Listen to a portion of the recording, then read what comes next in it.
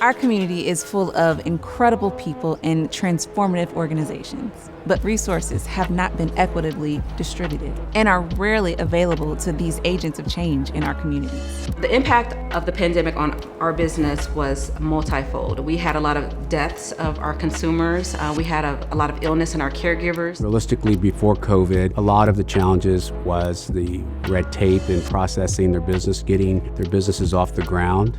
The market for child care in the area of Kansas City we serve, as you know, is a child care desert. Housing insecurity and evictions across, I would say, the 3rd District and what I've seen in Ivanhoe definitely impact communities of color. In Wyandotte County, the families and residents that have been here for a while are burdened and impacted in the housing areas. Everything LISC has done in the last year is building upon the past for a more equitable future. One of the great things about LISC is that its commitment to its residents, its businesses, organizations is long-term. So we don't just make an investment and then walk away. We're there walking alongside and behind these partners for the long term. We've had to be very intentional in our efforts to reach out to and empower and assist women and Black-led businesses. It doesn't just happen. If you're not deliberate about who your audience and your intended customer is, if you just throw the net open, you're not going to capture and you're not going to directly benefit the people you're trying to help. Having a home is really a dream come true to a lot of people.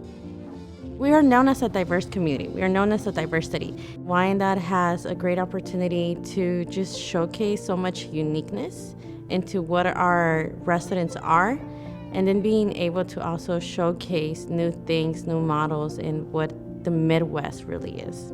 LISC seeks to build the effectiveness and resiliency of the community development organizations that build and preserve affordable housing and build and sustain safe neighborhoods. Working with LISC has had a serious impact on our work.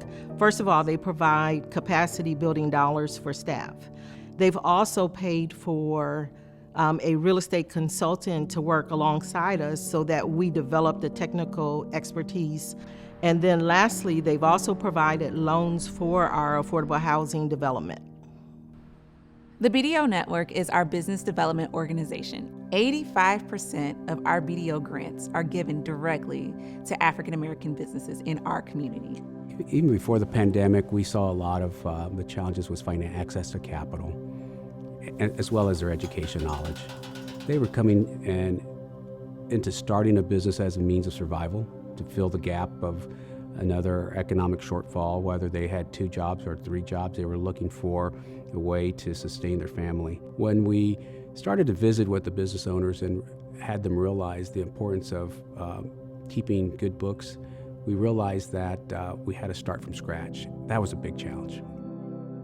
So this year in 2021, through the Central City Economic Development Small Business Stabilization Fund and the Hunt Family Foundation, LISC was able to provide 64 grants to small businesses in the CCED area, which is on the east side of Kansas City. The total amount of grants given was just over $600,000 that went to these small businesses that were greatly impacted by COVID.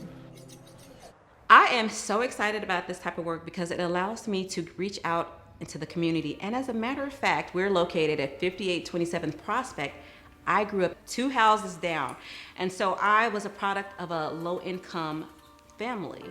That's exactly why I wanted to be in this location, to help my community, because I know how hard it is and how hard the people in this area struggle and how hard it is to get funding and how hard it is to get health care. The help of LISC empowers me as a business owner because I am aware now of other resources that are available to me. I was reaching so many deadlines. They did exactly what they said they were going to do in a timely fashion.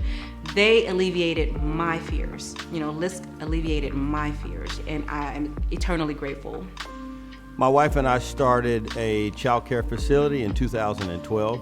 Families were requesting more unorthodox schedules, so organically we grew into a 24-hour child care service. It was a significant impact, the additional resources that we received from the chiefs, Verizon, from LISC, 1/8 cent sales tax of Kansas City, and some Security Bank of Kansas City. It was a significant impact, particularly our ability to develop our new center.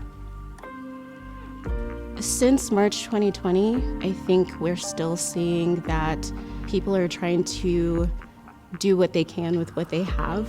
The FOCs have definitely been part of trying to keep people above water by providing financial services, by having, pantry services available, just really being there to try to help them as much as possible.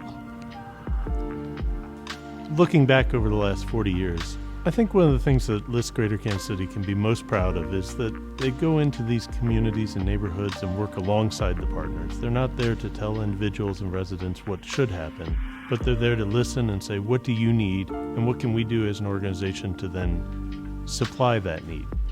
Over the next 40 years, my hope is that LISC Greater Kansas City can play a pivotal role in changing the social injustices and inequities that exist in our community.